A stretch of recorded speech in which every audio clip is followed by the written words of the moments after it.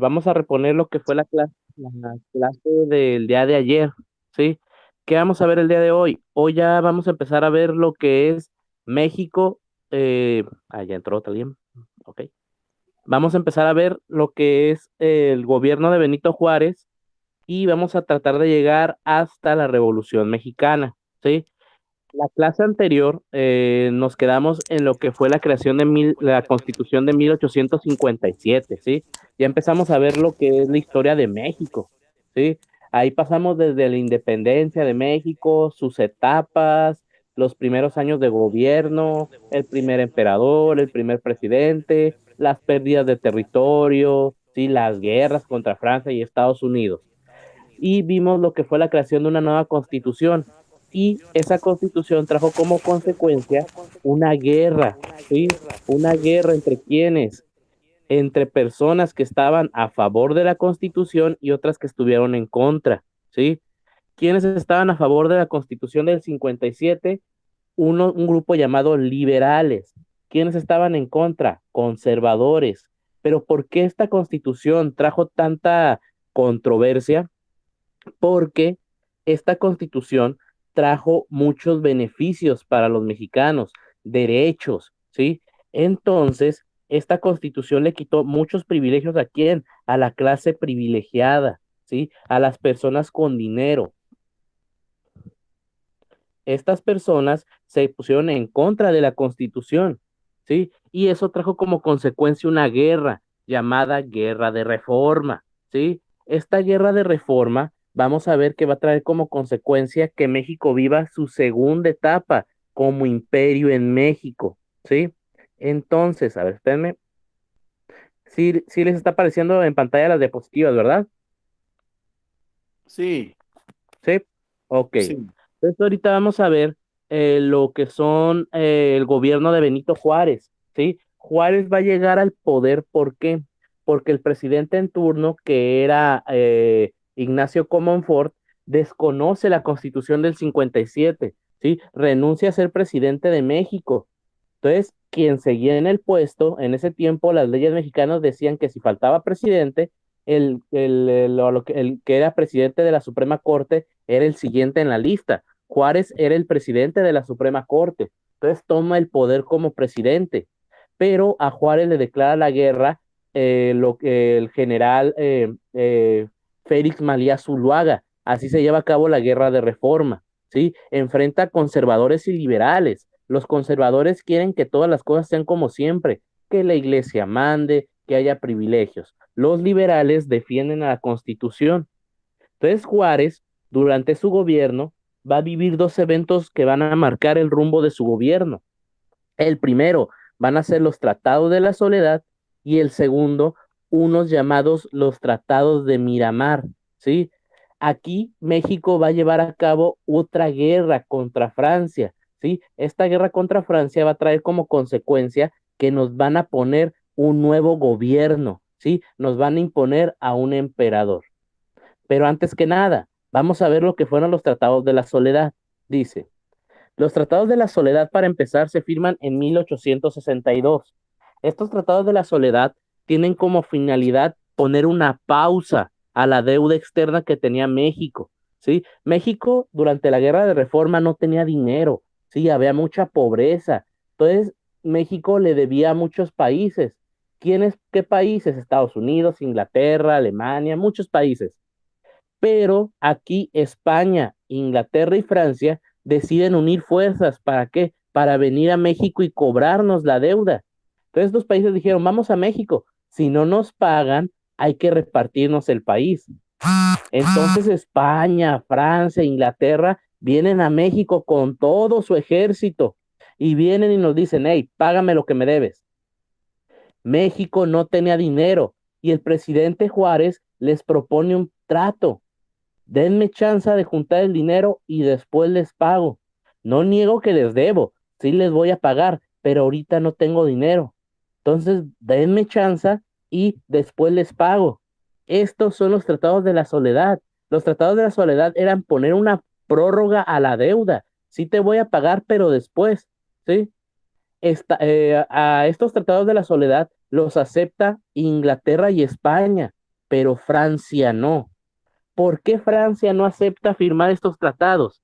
Porque Francia tenía la intención de invadir al país. ¿Para qué? Para poder invadir después Estados Unidos. Aparte, Francia es convencida por los conservadores. Los conservadores vieron en Francia la oportunidad perfecta para derrotar a Benito Juárez. Entonces los conservadores apoyaron a los franceses en invadir México, porque los conservadores dijeron, con la instauración de un nuevo gobierno en Francia, vamos a recuperar todos los privilegios, les estamos ayudando. Cuando Francia gane, los conservadores vamos a recuperar todos los privilegios. Entonces Francia, al negarse firmar los tratados, le exige a México que pague la deuda. México se niega y Francia nos declara la guerra por segunda ocasión. Y así se lleva a cabo la segunda intervención francesa, ¿sí? Esta segunda intervención francesa, a diferencia de la primera, sí tuvo consecuencias muy grandes. Aquí Francia invade México. ¿Quién apoya a los franceses? Los conservadores. Entonces los conservadores, junto con los franceses, pelean en contra del gobierno de Benito Juárez. El gobierno francés, el ejército francés, en un principio cae derrotada el 5 de mayo de 1862, ¿sí? El 5 de mayo de 1862 se lleva a cabo la batalla de Puebla, ¿sí? En esa batalla, el ejército mexicano de Ignacio Zaragoza logra derrotar al ejército francés, ¿sí? Al poderoso ejército de Napoleón Bonaparte, cae derrotado en manos de mexicanos. Pero como lo dice su nombre, ganamos la batalla, mas no la guerra. ¿Por qué? Porque como no lo rematamos, los franceses se reunieron, juntaron más fuerzas y trajeron de Francia a todo su ejército. Y el 8 de mayo del 63, de 1863, un año, 3 días después de la batalla de Puebla, los franceses derrotan al ejército de Benito Juárez, ¿sí?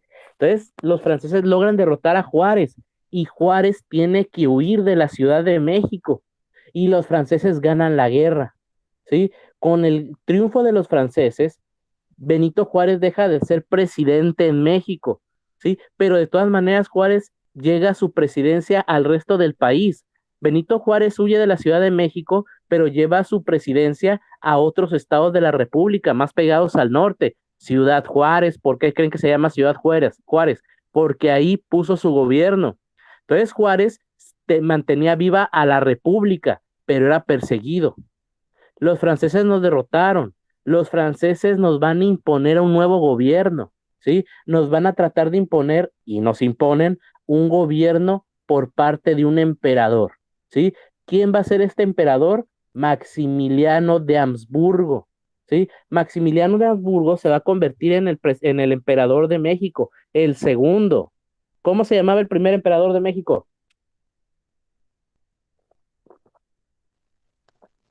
¿Se Porfirio Díaz. acuerdan? No, ese fue un dictador y todavía no lo vemos. Mm, ¿Cómo se llamaba el primer emperador? Acuérdense. Agustín, Agustín de Iturbide. así es. Ese es el primer emperador de México, Agustín de Iturbide. Maximiliano se va a transformar en el segundo emperador de México y el último hasta ahorita, ¿sí? México no ha tenido otro emperador más que el de Agustín de Iturbide y Maximiliano. Entonces Maximiliano se va a convertir en emperador de México porque los franceses lo van a imponer. ¿Por medio de qué imponen a este emperador a México? Por medio de los tratados de Miramar. Los tratados de Miramar los crea el ejército francés. ¿Por qué? Porque ya nos conquistaron, nos ganaron la guerra. Entonces nos van a imponer a Maximiliano como emperador. ¿Quién va a apoyar a Maximiliano? El gobierno de Francia y los conservadores, ¿sí? Los conservadores creen que con la llegada de Maximiliano van a obtener y van a recuperar todos los privilegios, pero no va a ser así, ¿sí? Entonces llega Maximiliano a México en 1864 y con eso se vive la segunda etapa del Imperio de México, el gobierno de Maximiliano. Entonces la guerra que había antes entre conservadores y liberales ya no existe.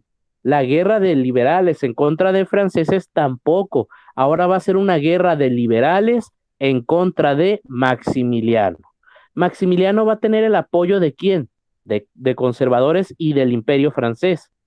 Entonces, Benito Juárez le va a declarar la guerra al gobierno de Maximiliano, pero Maximiliano, su forma de gobierno tenía características muy buenas. ¿Por qué? Porque para empezar, Maximiliano tenía una política liberal, ¿sí?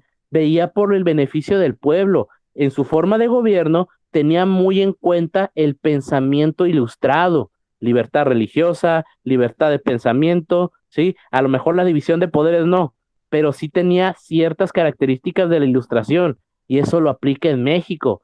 Entonces, México sigue teniendo libertad religiosa, no le regresa el poder a la Iglesia Católica.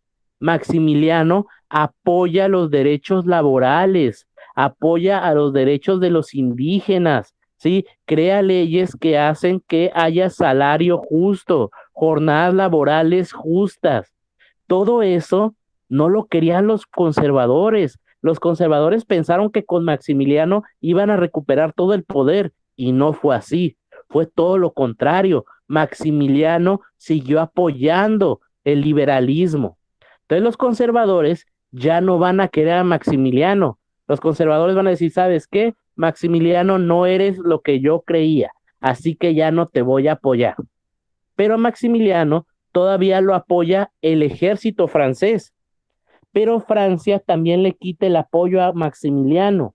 ¿Por qué Francia le quita el apoyo a Maximiliano? Porque en Europa se creía que se iba a llevar a cabo una guerra. En ese tiempo había un país llamado Prusia. En la actualidad Prusia es Alemania, ¿sí? Prusia estaba tomando mucho poder, estaba conquistando muchos territorios. Entonces existía la amenaza por parte de Prusia de invadir territorio francés.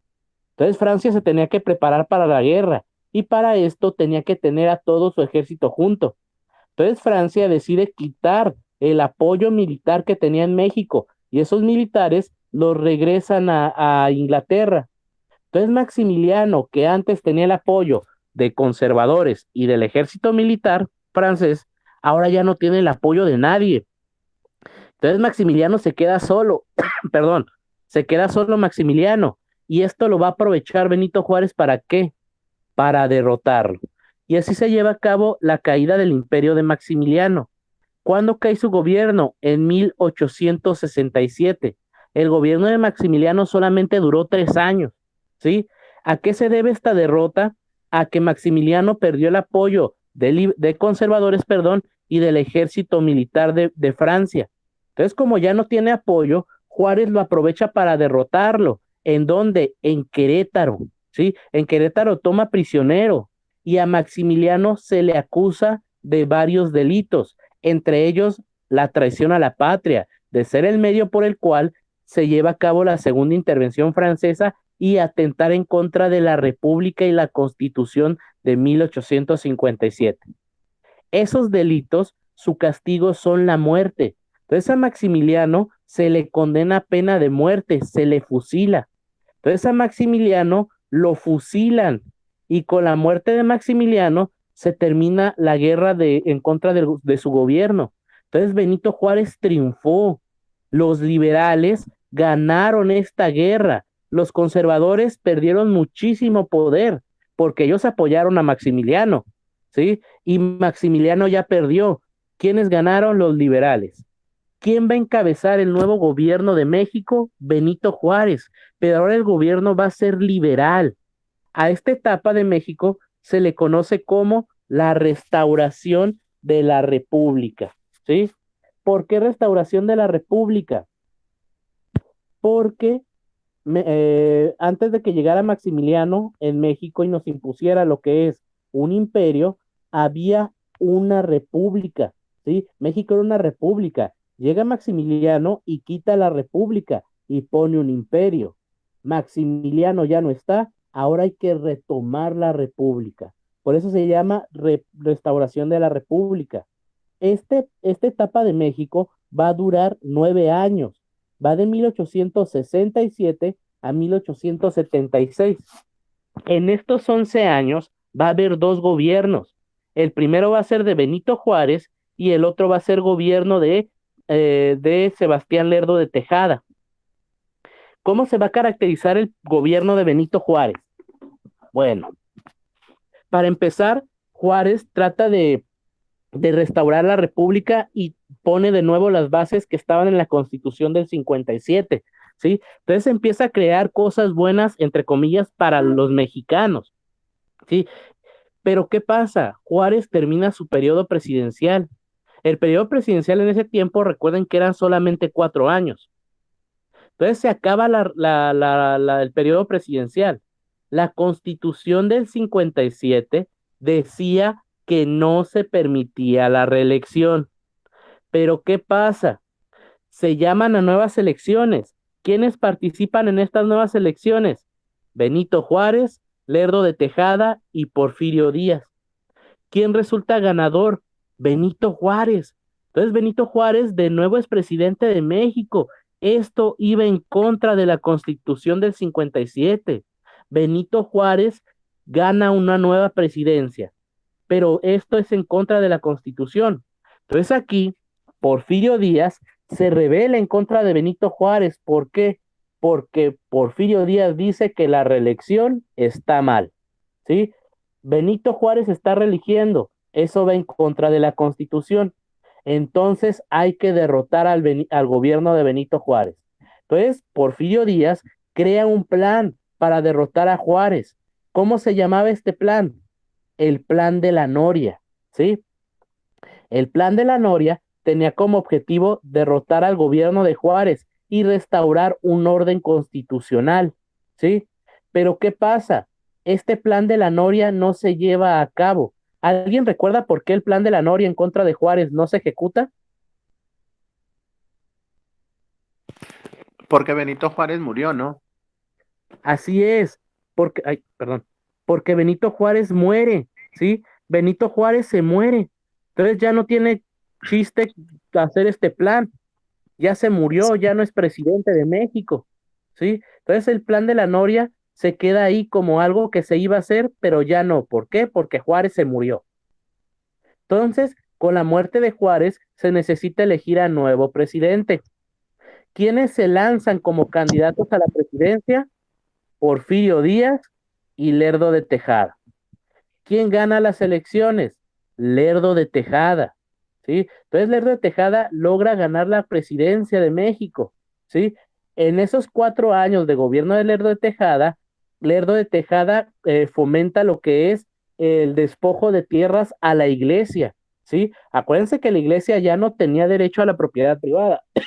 Entonces, Lerdo de Tejada le empieza a quitar muchas propiedades a la iglesia, pero también a los indígenas, ¿sí? Entonces Lerdo de Tejada cumple sus 4 años de gobierno, ya se terminó, pero de Tejada, perdón, al igual que Benito Juárez, ¿qué decide hacer?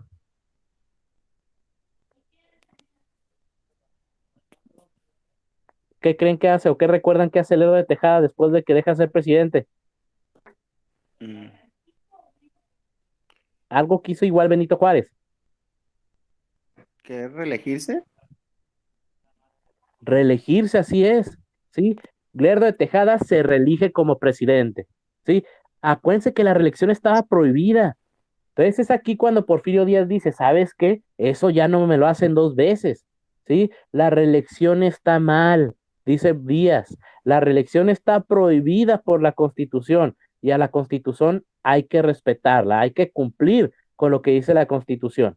Así que Porfirio Díaz crea un nuevo plan, pero ahora este plan va a ser para derrotar a Lerdo de Tejada. ¿Cómo se llama este plan? Plan de Tuxtepec, ¿sí? El plan de Tuxtepec tiene la finalidad de derrotar al Lerdo de Tejada, ¿sí? Desconocer a su gobierno y restaurar el orden constitucional.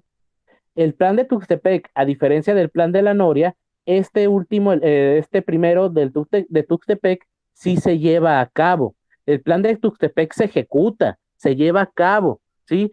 Los soldados, mucho militar del ejército mexicano simpatiza con Díaz y deciden apoyar a Díaz en su golpe de estado. Entonces, El poder militar se une con Díaz y Lerdo de Tejada no tiene quien lo proteja. Así que el plan de Tuxtepec triunfa. Se logra derrotar a Lerdo de Tejada. Lerdo de Tejada ya no es presidente de México. Se pone un presidente interino. ¿A quién? A don José María Iglesias. ¿Sí?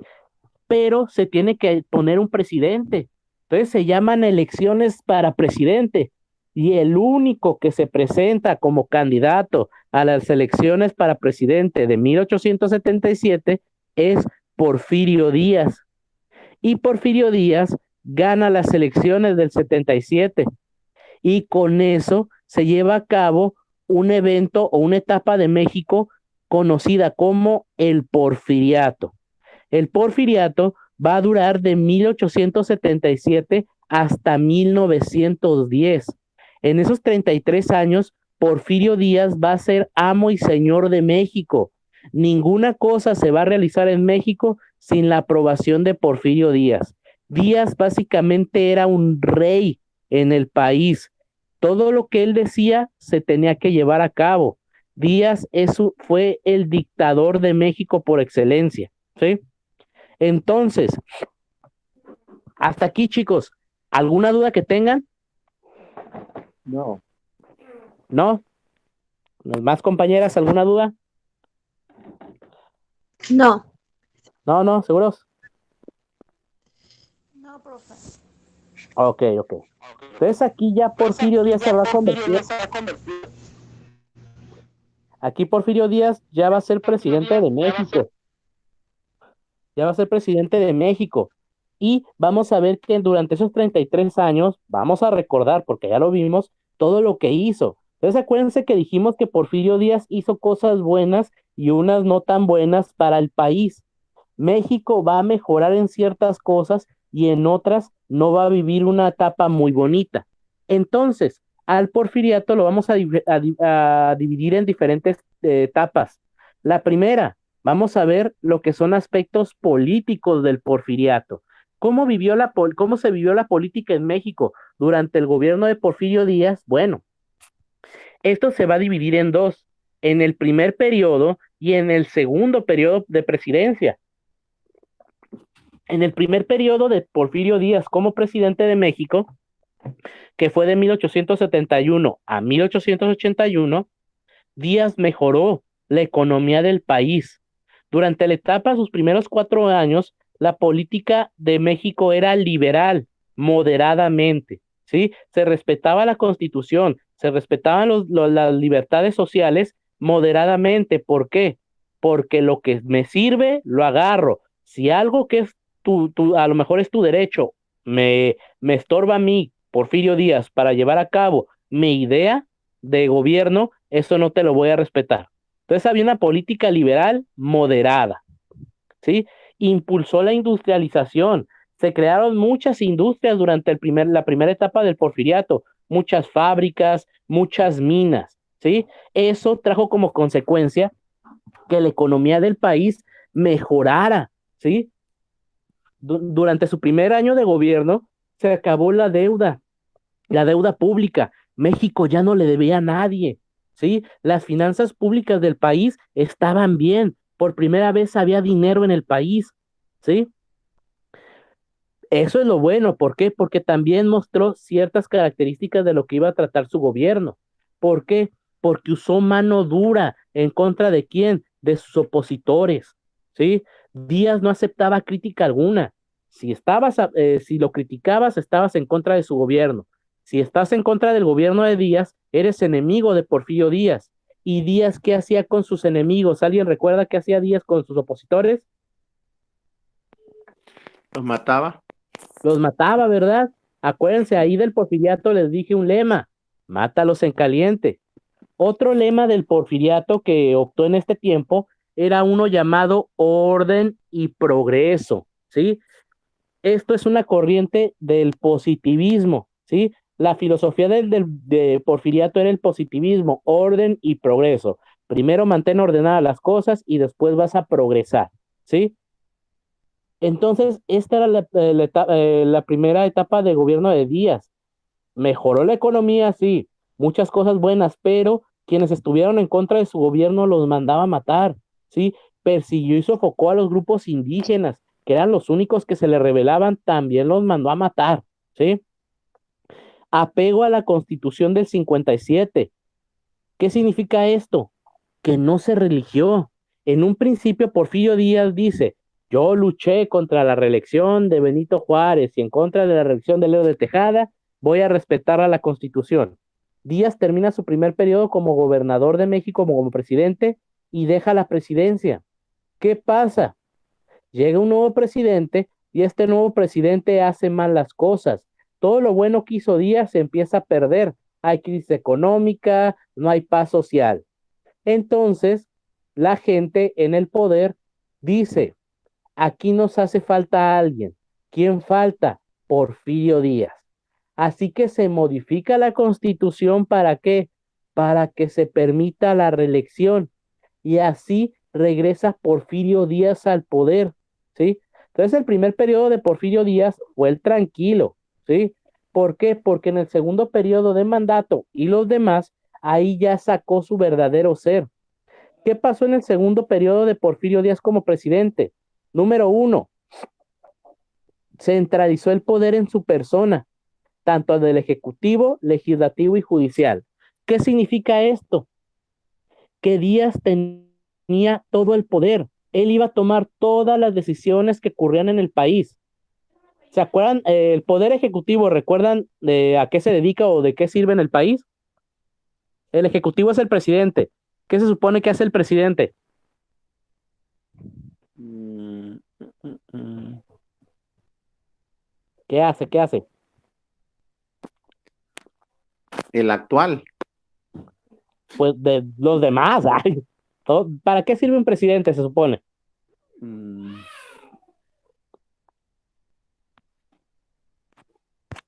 mm. Para robar.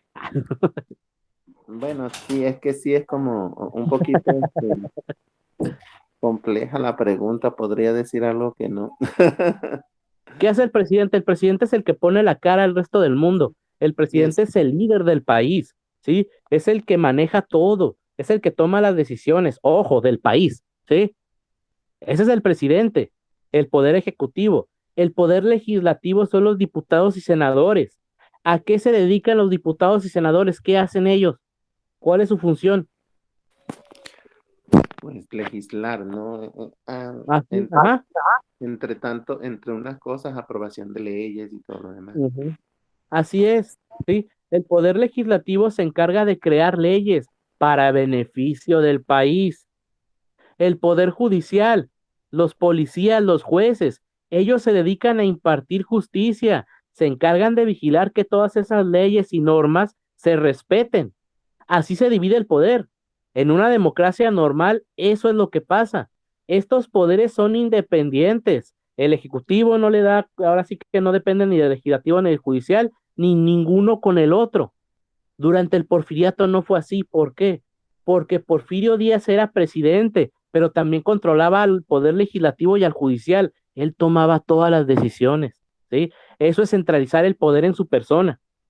¿Qué otra cosa? Él nombraba y despedía a gobernadores según su antojo. Entonces, en este tiempo los mexicanos no teníamos derecho al voto, porque Díaz decidía quién iba a gobernar en qué lugar. Y si no le gustaba cómo lo gobernaba, lo quitaba y ponía a alguien más, ¿sí? Así de importante y así era el poder que tenía Porfirio Díaz durante su gobierno, ¿sí? Eh, Modificó la constitución para poder reelegirse y pacificó al país. A esto se le conoce como paz porfiriana o paz ficticia. ¿Alguien recuerda por qué se llamaba así? Paz porfiriana o paz ficticia.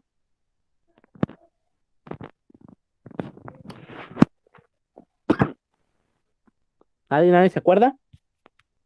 Es como, era como obligatoria, ¿no? Algo así como que Ajá, si hacías algo sí, mal, el, el, pues te mataban. te mat- entonces era obligatorio ser. Así es.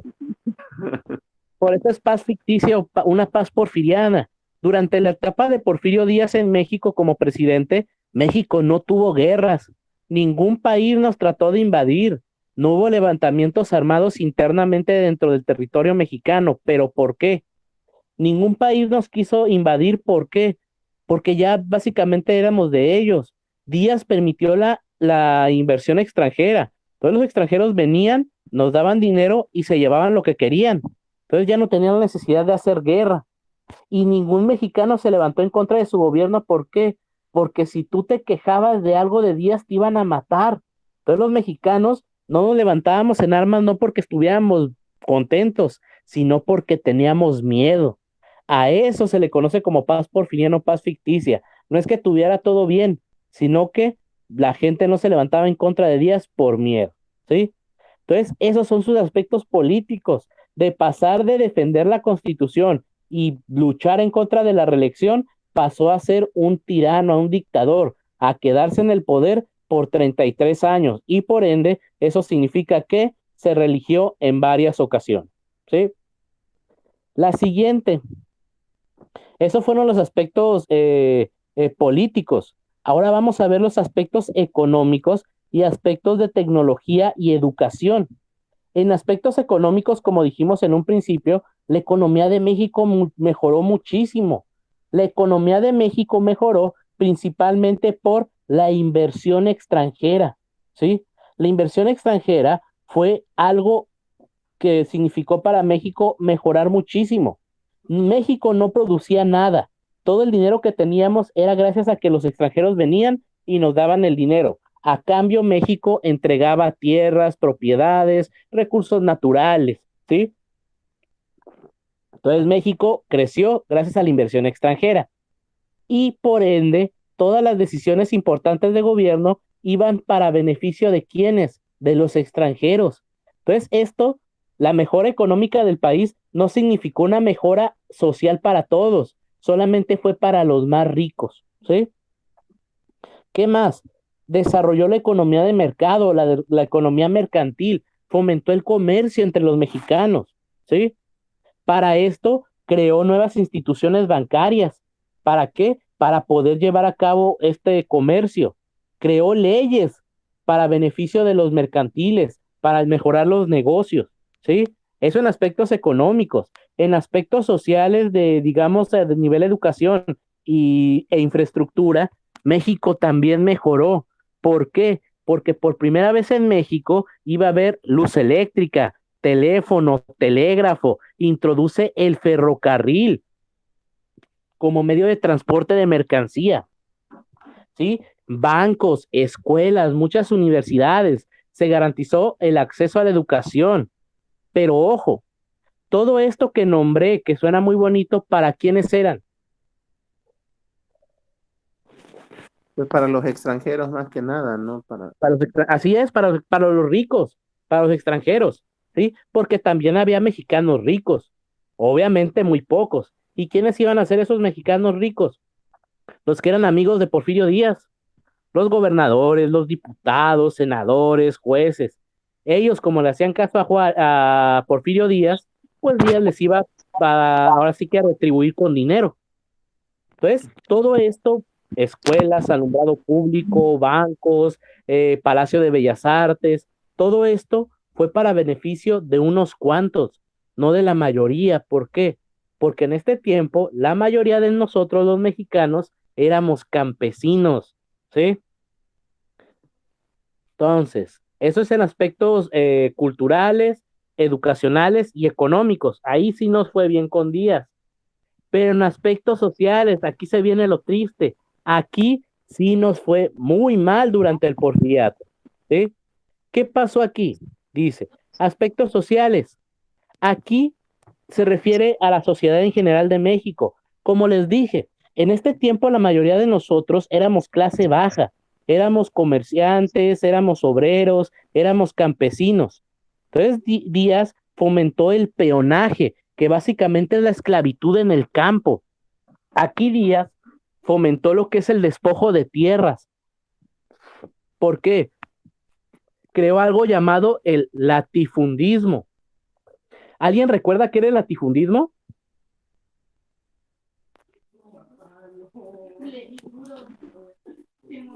era cuando se apropiaban así como que de tierras muy, muy O grandes, así es.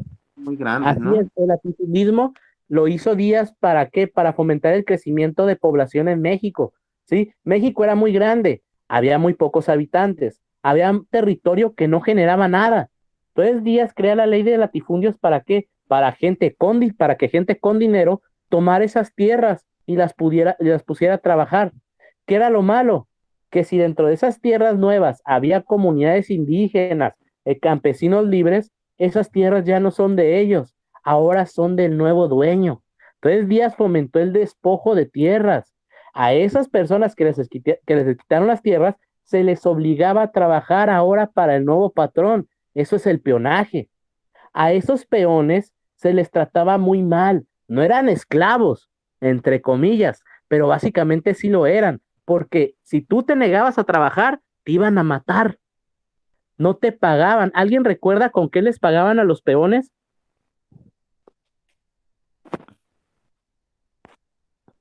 ¿Con vales? Con vales, así es, ni con dinero. Hacían un papelito que decía vale por tanto dinero y ya, ese vale lo tenías que cambiar en la tienda de raya. La tienda de raya tenía productos que eran muy caros. ¿Quién era dueño de la tienda de raya? El mismo patrón. Entonces a ti no te alcanzaba con tu sueldo, te ibas a endeudar. ¿Y con qué vas a pagar si no tienes dinero? Con más trabajo. Pon a trabajar a tus hijos, pon a trabajar a tu mujer para que me paguen más rápido, para que tengan más que comer. Eso fomentó Porfirio Díaz en las haciendas. En las fábricas, en las minas pasó lo mismo. Jornadas laborales inmundas, injustas, salarios horribles, los trataban muy mal a los trabajadores mexicanos en ese tiempo, ¿sí? ¿Qué más hizo Porfirio Díaz? En aspectos sociales, pues no permitió, ahora sí que los derechos políticos, la gente no podía salir a votar. Los opositores de Díaz eran censurados o llamados a la cárcel, o si les iba mal, a la pena de muerte, los mataban, ¿sí? Entonces, durante la etapa del porfiriato, a nivel social, a los mexicanos no nos fue muy bien que digamos, ¿sí?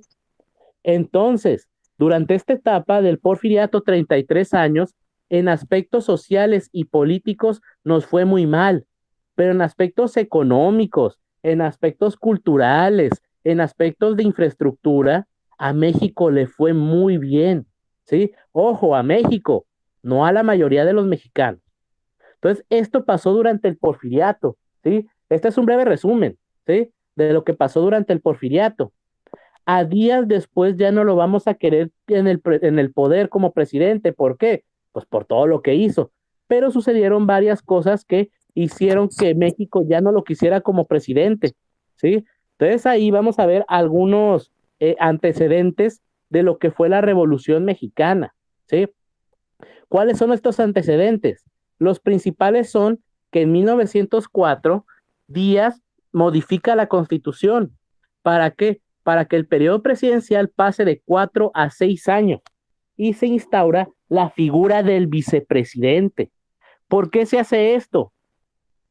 Díaz quería durar más tiempo en el poder, así que se modifica a 6 años. Se pone al vicepresidente, ¿por qué? Porque para esta fecha Díaz ya era una persona adulta, muy mayor. Entonces tenían miedo de qué, de que si Díaz se cansaba o peor aún moría, pues México se iba a quedar sin presidente y los mexicanos vamos a querer elegir a una persona y los poderosos corrían el riesgo de que nosotros los mexicanos eligiéramos una persona que no tuviera los ideales de Díaz e iban a perder todo lo que han logrado hasta ahora. Entonces, con la figura del vicepresidente, se aseguraba que si le pasaba algo a Díaz, el que estaba el siguiente en la lista iba a tener los mismos ideales que Porfirio Díaz, ¿sí? Eso pasa en 1904. 1908 se lleva a cabo la entrevista Díaz-Krillman. ¿Alguien recuerda de qué trataba la entrevista Díaz-Krillman o por qué fue tan importante? Fue cuando él anunció que era tiempo de un cambio para el país y que el país consideraba que el país estaba preparado para tener otro presidente, otro gobierno. Así es, ¿sí? Eso, en pocas palabras, dio a entender eso Díaz, ¿sí? En pocas palabras dijo, sueño con el día en que México pueda cambiar su forma de gobierno sin la necesidad de derramar sangre. Y creo que ese día ha llegado. Entonces, de entender de que si bien o sea, no va a abandonar la contienda electoral, sí va a dar libertad de que los mexicanos elijamos, ¿sí? Va a permitir que haya otro candidato, va a permitir oposición, que la gente salga y elija su gobierno. Eso dio a entender en 1908. Obviamente eso no sucedió. En 1909 se forman nuevos partidos políticos de oposición. El partido de antireeleccionista fue el más popular en ese tiempo. ¿Por qué? Porque en este partido antireeleccionista militaba una persona de nombre Francisco Ignacio Madero, Francisco y Madero, que a la postre se convierte en el líder de la Revolución Mexicana. ¿Sí? En 1910 es cuando todo estalla. ¿Por qué? Porque en 1910 se llevan a cabo las elecciones para presidente. ¿Quiénes son los candidatos? Porfirio Díaz y Francisco y Madero. Díaz, al enterarse que Madero va a contender para presidente, Díaz lo manda a encarcelar. Entonces ya no hay oposición y Díaz se autoproclama vencedor de las elecciones de 1910. Ya gané y no va a haber vicepresidente. Entonces aquí Díaz pues se echa en contra del pueblo que ya estaba emocionado, ¿sí? El pueblo dijo, no manches, o sea, tú dijiste que ahora sí iba a haber elecciones y lo primerito que haces es meter a la cárcel a tu opositor, ya no estamos contentos, ya no te queremos, y empiezan a empezar rebeliones en contra de Porfirio Díaz. Díaz también pierde el apoyo de la clase media trabajadora de México. ¿Por qué? Porque Díaz mandó a matar a muchos trabajadores que llevaron a cabo unas huelgas en Cananea y Sonora. Y aparte, su grupo personal también ya no confía en Díaz. ¿Por qué? Porque no aceptó a los vicepresidentes. Entonces Díaz empieza a perder mucho apoyo. Esto lo va a aprovechar Francisco y Madero. ¿Por qué? Madero logra escapar de la cárcel y huye rumbo a Estados Unidos. Y desde Estados Unidos, Díaz proclama un plan llamado Plan de San Luis Potosí. ¿Alguien recuerda de qué trataba este plan de San Luis Potosí?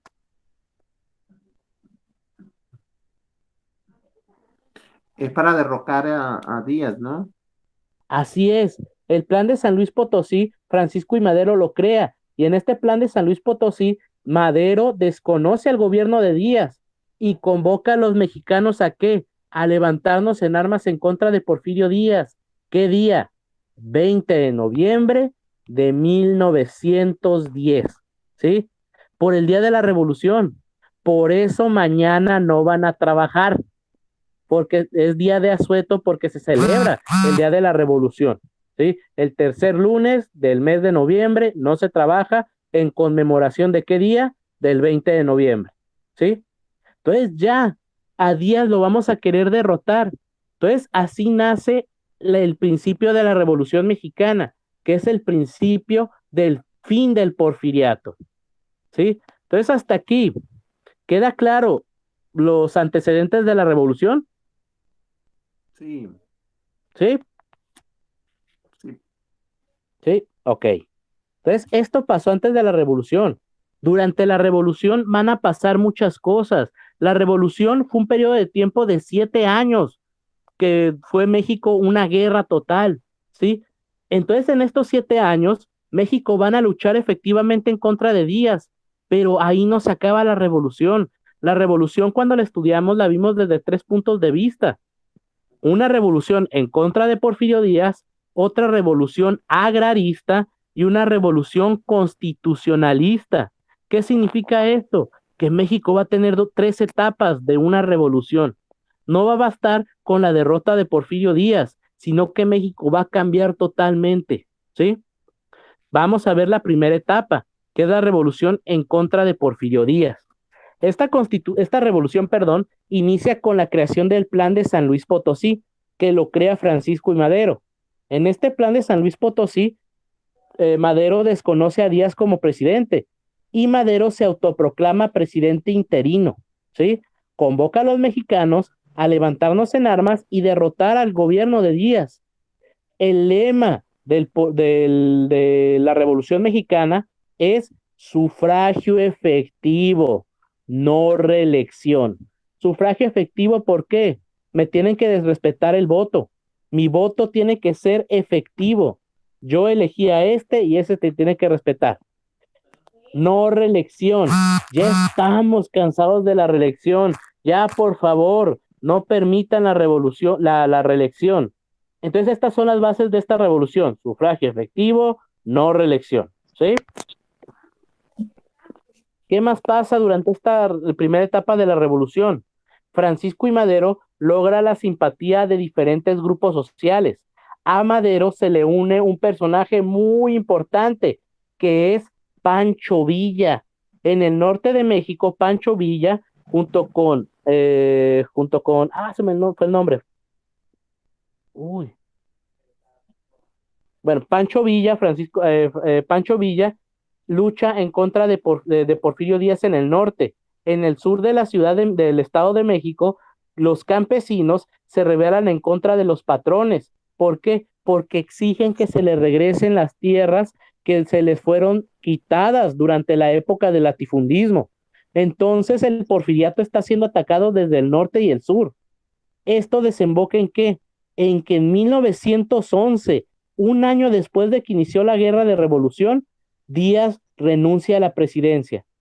Díaz dice que para evitar el derramamiento de sangre inocente, decide renunciar a la presidencia. Entonces Díaz deja la presidencia y huye rumbo a Francia.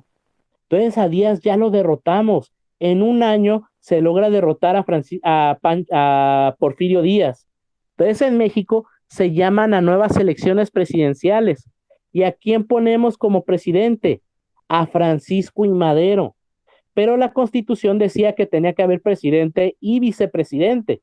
Entonces Francisco I. Madero va a ser presidente y el vicepresidente va a ser Pino Suárez. Y con esto se acaba la primera etapa de la revolución, que fue una revolución en contra de Porfirio Díaz. ¿Sí? ¿Queda clara esta primera etapa? Sí. ¿Sí? Ok. La segunda etapa, esta ya va a ser, ya Díaz no está en el poder. Esta revolución va a ser una revolución agraria. ¿Por qué? Porque el principal motor de esta revolución va a ser regresar las tierras a los campesinos. Pero también esta revolución es conocida como una revolución en contra del gobierno de Francisco I. Madero. Aquí Francisco I. Madero ya es presidente de México. Entonces a Francisco I. Madero se le empieza a exigir que arregle todos los problemas que había en México. Él, para lograr el apoyo de los mexicanos, prometió muchas cosas. Prometió el respeto al voto, prometió el respeto religioso, el acceso a la educación, a la salud, que ya no hubiera injusticias, el reparto agrario. Entonces los mexicanos le empezamos a exigir que cumpla con lo prometido. Francisco I. Madero no puede hacer esto. ¿Por qué? Porque en México no hay dinero. ¿Alguien recuerda por qué México en esta etapa no tenía dinero?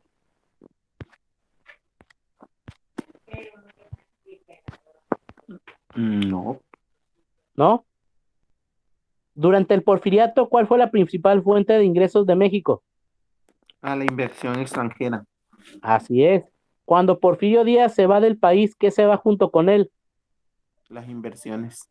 Así es. Entonces México ya no tiene dinero. México tenía dinero gracias a la inversión, pero como México, el nuevo gobierno, no puede mantener los privilegios que tenían estos extranjeros, deciden llevarse todo y México otra vez entra en crisis. No hay dinero. Entonces, como no hay dinero, Madero no puede cumplir con lo que prometió y ahí la gente se empieza a desesperar y lo quieren quitar del poder. Primeramente a Madero se le rebelan los líderes militares. La militancia, los militares se rebelan en contra de Madero. Después en el sur, un campesino de Morelos crea un plan para derrotarlo. ¿Cómo se llama este plan? Plan de Ayala. ¿Quién creó este plan de Ayala? Emiliano Zapata. ¿Sí? Emiliano Zapata dice que Francisco y Madero no cumplió con lo que prometió en el reparto agrario. Y como no cumplió y no va a cumplir, hay que quitarlo, hay que obligarlo a cumplir. Entonces, en este plan de Ayala, Zapata exige la renuncia inmediata de Pino Suárez y de Francisco I. Madero como vicepresidente y presidente respectivamente, y la restauración de las tierras a sus propietarios originales, ¿sí? El lema del plan de Ayala era tierra y libertad, o la tierra es de quien la trabaja. Pero aquí Zapata no va a ser el causante de que Francisco I. Madero pierda el poder. ¿Quién va a ser el verdadero causante de esto? Va a ser Félix Díaz, ¿sí? Y el general Victoriano Huerta, ¿sí? Aquí no tienen 2 años apenas de que se derrotó a Díaz. Todavía en México hay muchos simpatizantes de Díaz. El sobrino de Porfirio Díaz, Félix Díaz, decide atacar al gobierno de Francisco I. Madero.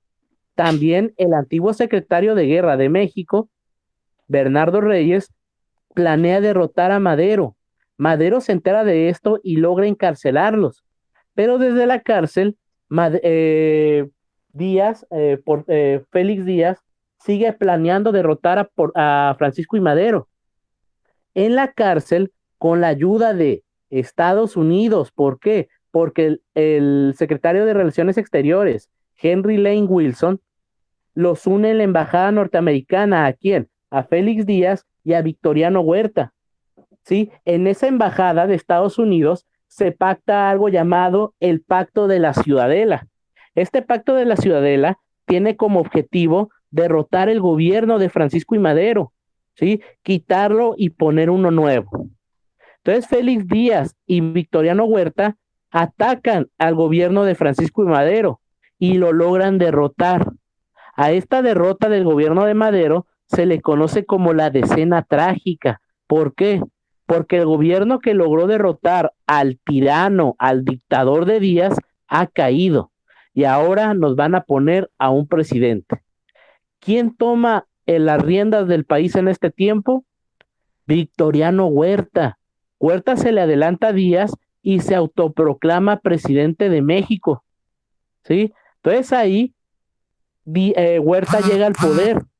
Pero ¿qué va a pasar con Francisco I. Madero y con Pino Suárez? Bueno, Victoriano Huerta los manda a encarcelar, pero antes de llegar a la cárcel los matan. Entonces Francisco I. Madero y Pino Suárez los matan. Y con la muerte de Pino Suárez y Francisco I. Madero y la llegada del poder de Victoriano Huerta, se acaba la segunda etapa de la revolución, ¿sí? Y ahora va a llegar una tercera y última, que es una revolución constitucionalista, ¿sí? Hasta aquí, ¿alguna duda que tengan? No. ¿No? ¿Las demás compañeras tampoco? No, profe. ¿No? ¿Todo bien? Ok. Sí. Entonces aquí ya pasamos la primera etapa, que fue en contra de Díaz. La segunda etapa en contra de Francisco I. Madero. La tercera etapa va a ser constitucional. ¿Por qué? Porque va a desembocar en la creación de una nueva constitución para México, ¿sí? Dice, segunda etapa de la revolución agrarista. Gobierno maderista. Perdón, vamos a la tercera, perdón. La tercera etapa va a ser una revolución constitucionalista. Aquí vamos a ver las características del gobierno de Victoriano Huerta. El gobierno de Huerta era muy parecido al de Díaz. ¿Por qué? Porque fomentó el crecimiento económico atrayendo la inversión extranjera. Pero también este presidente, Huerta, a quien no lo reconociera como presidente, lo iba a encarcelar o a matar. Este presidente tenía muchas características que tenía Porfirio Díaz y su gobierno. Aquí la mayoría de los gobernadores de México aceptaron a Huerta como presidente, menos uno. ¿Quién fue? Venustiano Carranza. Venustiano Carranza era gobernador de Coahuila y este presidente se negó a reconocer a Victoriano Huerta como presidente. Entonces, Carranza va a crear un plan en el cual desconoce a Victoriano Huerta y propone quitarlo del poder. ¿Cómo se llamaba este plan? Plan de Guadalupe. Sí, así se llama el plan de Carranza. Plan de Guadalupe. En este plan de Guadalupe, Carranza se rebela en contra de Victoriano Huerta. En este plan, Carranza se autoproclama primer jefe constitucional, ¿sí? el primer jefe constitucional. En pocas palabras, se autoproclamó presidente interino, ¿sí? En este plan de Guadalupe se desconoce a Victoriano Huerta. Se propone castigar a los traidores a la patria y reinstaurar un nuevo gobierno. A Carranza se le van a sumar dos ejércitos muy importantes, el ejército de Pancho Villa y el ejército de Zapata. Entonces Pancho Villa, Zapata y Carranza luchan en contra de Victoriano Huerta y a Huerta lo derrotan. Entonces a Huerta también en un año se le derrota. Para 1914, Huerta cae derrotado y se va a poner un nuevo gobierno en el país. Entonces aquí podríamos decir, ya todo está bien, ¿sí? Ya todo está perfecto, ya se acabaron las guerras. Pero no, ¿por qué? Porque ahora los que una vez fueron amigos, ahora se van a pelear, ¿sí? Carranza y Pancho Villa y Zapata se van a pelear. Zapata se pelea con Zapata y se pelea con Carranza, ¿por qué? Porque Zapata que cría el reparto agrario y en Carranza no veía una persona que lo hiciera, ¿sí? Pancho Villa se pelea con Carranza porque Pancho Villa no acepta autoridad de Carranza. Entonces ahora la revolución va a ser Carranza contra Pancho Villa y Emiliano Zapata. Entonces la lucha continúa, pero Carranza va a hacer un movimiento muy inteligente. ¿Qué va a hacer? Va a crear una nueva constitución. Y esta constitución va a ser la constitución de 1917, ¿sí? Y esta constitución es la que tenemos en la actualidad, ¿sí? En esta constitución, los principales artículos que se pusieron fue el acceso a la educación, el reparto agrario, los derechos laborales y la separación de la iglesia y el Estado. ¿Cuáles son estos artículos? El 3, el 27, 123 y 130, ¿sí? El artículo 3 habla de qué? Del derecho a la educación. El artículo 27, el reparto agrario. El 123, los derechos laborales. Y el 130, la libertad de culto y la separación de la iglesia y el Estado. Entonces aquí ya se gana ahora sí que la aceptación de la mayoría de los mexicanos, Carranza. Entonces Carranza afianza su gobierno, ya los mexicanos lo queremos y los movimientos en su contra, que era el de Pancho Villa y Zapata, pierden popularidad.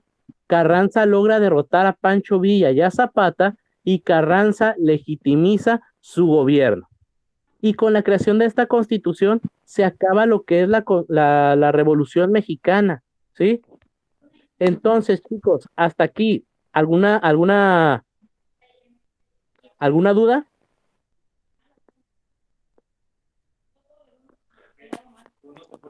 No, profe.